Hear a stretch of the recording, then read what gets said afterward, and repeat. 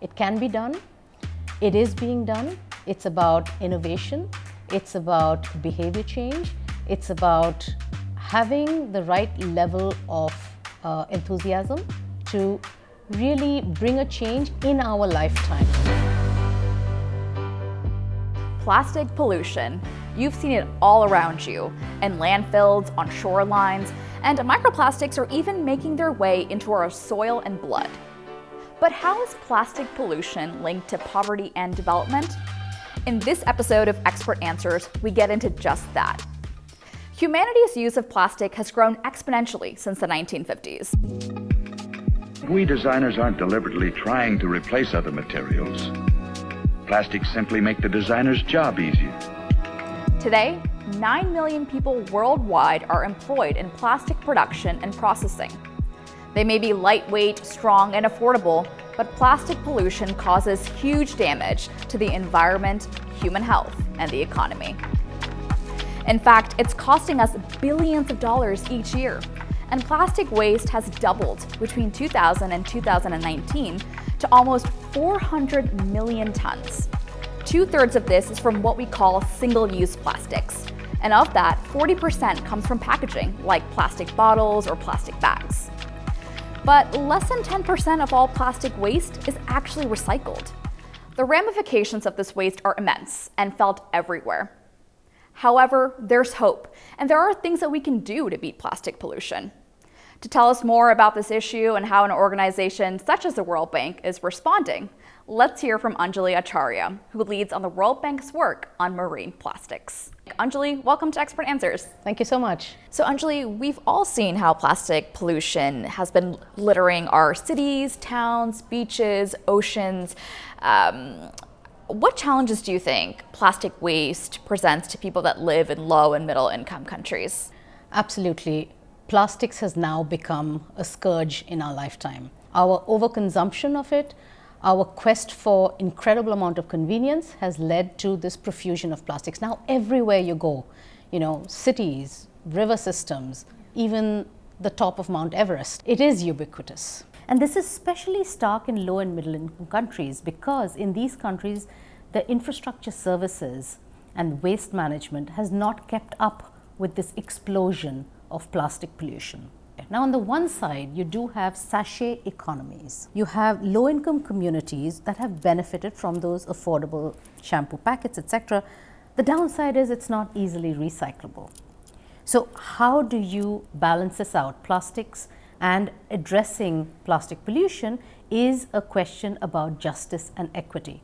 So to make sure when we try to work with countries, corporations or communities to transition out of this overconsumption of plastic, we need to make sure that these low-income communities who depend upon this for their livelihoods, who depend on this for affordable products, are not left out of this. And something I found quite shocking is that a growing amount of plastic is used only once before it becomes waste. I mean, we've got to do better than that, right? So how do we prevent this? Absolutely. There have been some recent reports that have estimated that it is possible to reduce this category of single-use plastics by about 30% by 2040. And this is through a variety of different things. So, for example, how do you encourage reuse? Instead of having one plastic bag that you use and throw away, take a cloth bag. How do you also redesign products? So, just as an example, you have a yogurt container which has different kinds of plastics. The body is one plastic, the cap seal is another plastic. You might have a third kind of plastic on which the branding is put. That's not easy to recycle.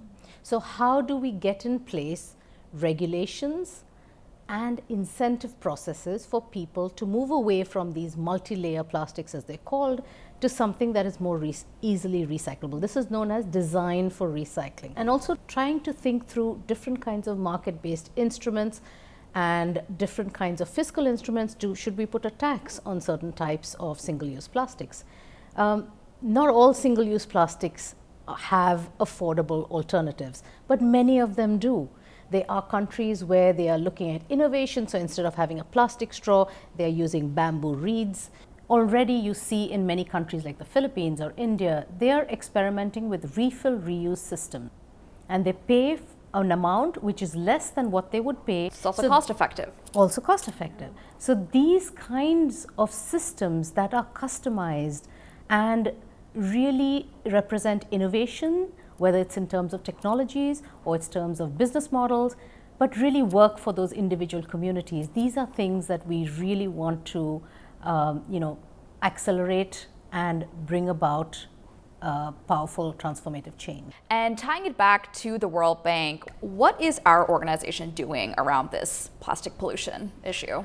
Well, we're doing a lot actually. Tackling marine plastic pollution and keeping our oceans healthy is an integral part of the World Bank's mission. The World Bank already has a pipeline of something like $2.5 billion of projects which are related to plastic pollution and prevention. A lot of these are solid waste management projects. We also are looking at other kinds of projects, whether in tourism or agriculture, water resources, where you could have plastic-related components to address plastics. We have a multi-donor trust fund, thanks to many donors, called ProBlue, through which we are investing now in 60 countries. And what are we doing? We're looking at analytics. We're trying to understand better what type of plastic, where is it starting, where is it ending, what are the resin types, what are the recycling capacities in these countries.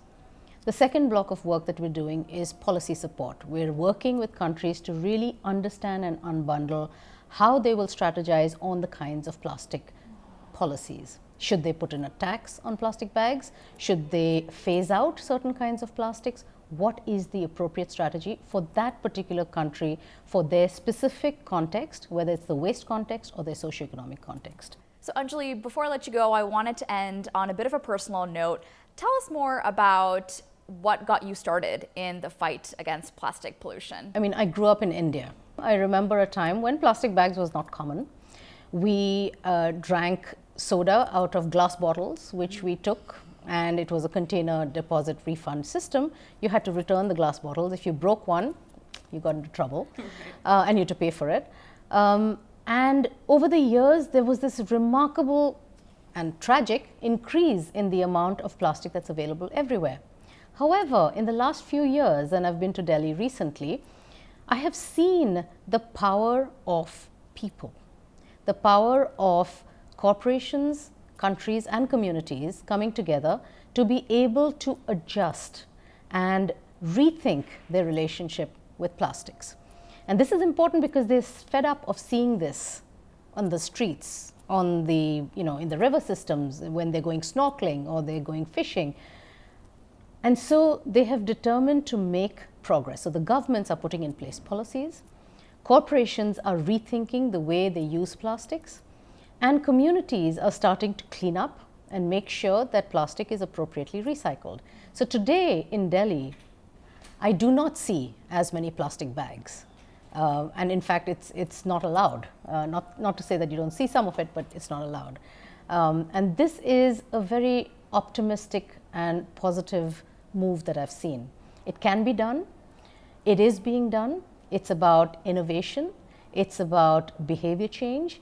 It's about having the right level of enthusiasm to really bring a change in our lifetime. There are many environmental issues that we work on, but this is one I feel very optimistic that we can tackle in our lifetime.